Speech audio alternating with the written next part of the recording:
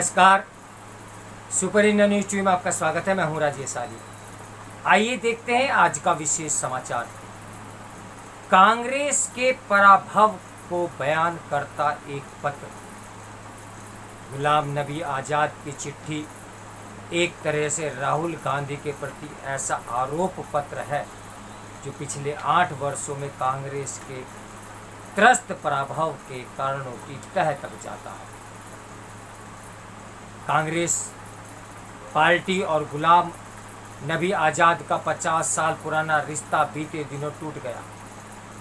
यह काम कांग्रेस की भारत जोड़ो यात्रा के ठीक पहले हुआ। निसंदेह कि कांग्रेस के लिए बड़ा झटका है, लेकिन देश की सबसे पुरानी पार्टी के लिए उससे भी बड़ी चिंता की बात वह पत्र है जिसमें आज यह आज़ाद ने पार्टी से नाता तोड़ने के कारणों का उल्लेख किया है। ये पत्र दर्शाता है कि भारत के स्वतंत्रता संग्राम की सारथी रही कांग्रेस आज किस कदर लुंज पुंज हो चुकी है। आज़ाद कांग्रेस की पारंपरिक शैली में पगे खाटी नेता रहे हैं। सौम्य विचारशील और लोकतांत्रिक गुणों से ओतप्रोत आज़ाद ने राष्ट्रीय राजनीति में एक सम्मानित पारी खेली है। आत्मसात पर आमादा कोई पार्टी या संगठन ही ऐसे नेता को इतना असहज कर सकता है कि वह उसे छोड़ने पर बाध्य हो जाए। पिछले दशक से ही कांग्रेस का पराभव होता दिख रहा है। इससे चिंतित आज़ाद और उनके जैसे प्रतिबद्ध कांग्रेसियों ने अपना एक समूह गठित किया।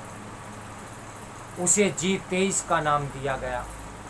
इस समूह ने 2 वर्ष पहले पार्टी की दशा दिशा सुधारने के लिए अपने स्वर मुखर करने का साहस किया, लेकिन अपने प्रयासों में उन्हें मामूली सफलता ही मिली। पार्टी दिग्गजों के विवेकशील सुझावों को सुनने के बजाय पार्टी के सर्वे सर्वा गांधी नेहरू परिवार ने G23 समूह के सदस्यों के विरुद्ध ही 7वां अभियान छेड़ दिया, जिसने उन्हें या तो झुकने या फिर आज़ाद की तरह पार्टी से बाहर निकलने पर विवश किया।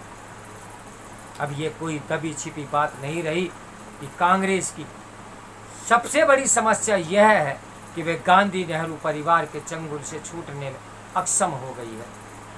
यह परिवार विचार शून्य हो गया है। वह पार्टी की कमान किसी ऐसे ऊर्जावान नेता को सौंपने के लिए भी तैयार नहीं जो उसके कायाकल्प का प्रयास कर सके। राजीव गांधी के निधन के बाद कुछ समय के लिए परिदृश्य से गायब रहकर 1996 में पार्टी के लचर प्रदर्शन के बाद गांधी परिवार ने फिर से पार्टी पर पकड़ बनाई। 1996 के चुनाव की बात करें तो PV नरसिंह राव के नेतृत्व में पार्टी को 28.80% मत और 140 सीटें हासिल हुई। ऐसे प्रदर्शन को बेहद खराब माना गया। राव को पार्टी अध्यक्ष से चलता कर उनकी जगह सीताराम केसरी की ताजपोशी हुई, परंतु परिवार के वफादारों को यही महसूस हुआ कि जब तक खानदान से कोई कमान नहीं संभालेगा तब तक पार्टी अपनी खोई जमीन हासिल नहीं कर सकती। इसके बाद केसरी का तख्ता पलट हुआ और 1998 में सोनिया गांधी अध्यक्ष बनी। पार्टी की प्राथमिक सदस्य ग्रहण करने के चंद महीनों में ही वे पार्टी की मुखिया बन गई। फिर 2017 में उन्होंने राहुल गांधी को कमान सौंपी। 2 साल अध्यक्ष बने रहने के बाद राहुल ने वही कमान वापस अपनी मां को लौटा दी। सोनिया गांधी के अध्यक्षीय काल में 2009 के लोकसभा चुनाव में कांग्रेस का प्रदर्शन सबसे अच्छा रहा। उस चुनाव में पार्टी को 28.55% वोट और 206 सीटें मिली। भरोसेमंद विकल्प देने में भाजपा की नाकामी कांग्रेस के इतने अच्छे प्रदर्शन की प्रमुख वजह रही।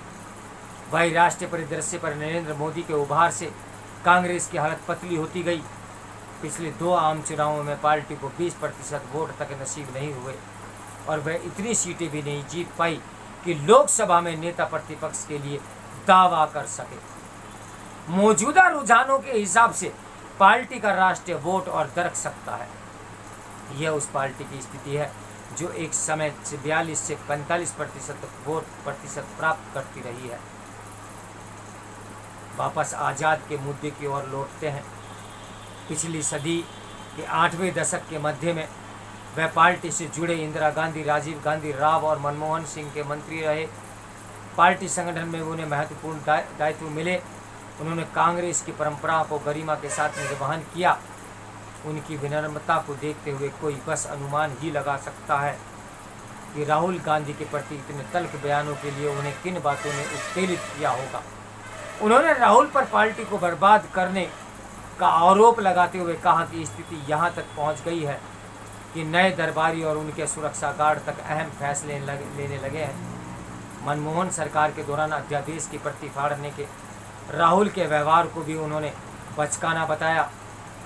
आज़ाद की चिट्ठी एक तरह से राहुल गांधी के प्रति ऐसा आरोप पत्र है जो पिछले 8 वर्षों में कांग्रेस को त्रस्त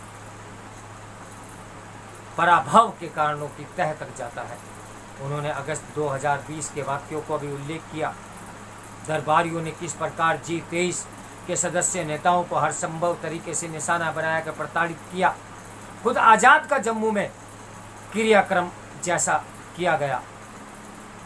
कपिल सिब्बल के आवास पर हमला हुआ। ऐसी उद्दंडता करने वालों को दिल्ली में कांग्रेस के महासचिव और खुद राहुल गांधी से सराहना मिली। आज़ाद के अनुसार पिछले आम चुनावों के हार के बाद पार्टी ने लड़ने की क्षमता और इच्छा शक्ति ही गंवा दी। उनके पत्र ने पार्टी को चला रहे माँ बेटे की जोड़ी को आईना दिखाया कि 2014 से 2000 के बीच पार्टी किस प्रकार 49 में से 39 विधानसभा सीट हार गई।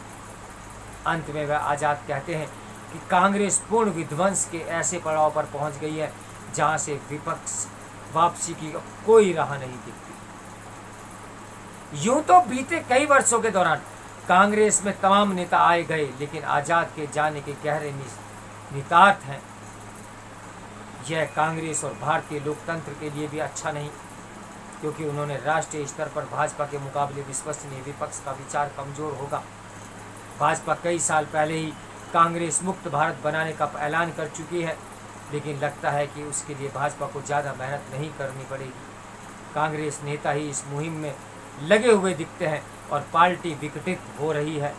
पार्टी के भीतर की था ली जाए तो गांधी परिवार के नेतृत्व से मुक्त कांग्रेस इस पतन को थामकर भाजपा के कांग्रेस मुक्त भारत के सपने को पूरा करने से रोक सकती है। तो मेरे साथ बने रहिए सुपर इंडिया न्यूज़ टीवी की ब्रेकिंग न्यूज़ के लिए। नमस्कार, मैं हूँ राजेश आर्य।